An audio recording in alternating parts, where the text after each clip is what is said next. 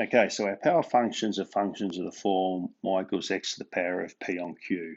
So we've looked previously at x squared, x cubed, x to the 4, etc., or x to the half, x to the third, which are specific cases. All we're really doing here is really just considering, well, what if our p on q is not a third, maybe it's 2/3, or it's 3/4, or it's not 3, it's 3 on 2. And to give us an idea of how the graph behaves, we probably just need to consider a couple of key things. I think the most significant one here is the bottom one here. So x to the power of anything, well, if x is equal to 1, 1 to the power of anything is 1, and 0 to the power of anything is 0. So the graph will always go through those 2 points, 0, 0, and 1, 1.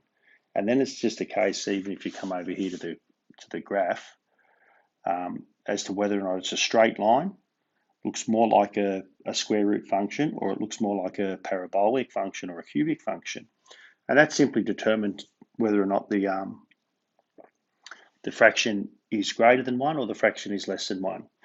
If the fraction is greater than 1, what we're sort of saying is that, say it's to the power of 3 on 2.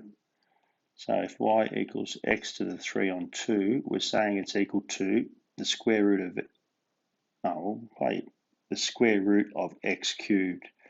Now, since the cube function is bigger than the square root function, okay, it behaves more like a cubic function or a polynomial function. And so it'll look more like this, increasing. If I've got, say, y equals x to the 2/3, it's sort of the cube root of x squared. And so since the cube function is bigger, or the cube root function, I should say, is bigger than the polynomial function, it looks more like a cube root function, right? Or square root function for that matter. So that's all we really need to consider. So if we come down to these two examples, and we've sort of covered them already, x to the 2/3, well, the 3 is bigger, so it's more of a cube root function. And so my graph will look more like that. And it will go through the point 1, 1.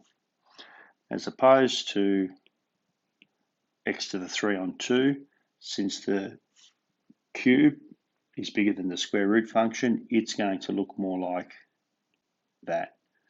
And again, going through 1, 1. All right?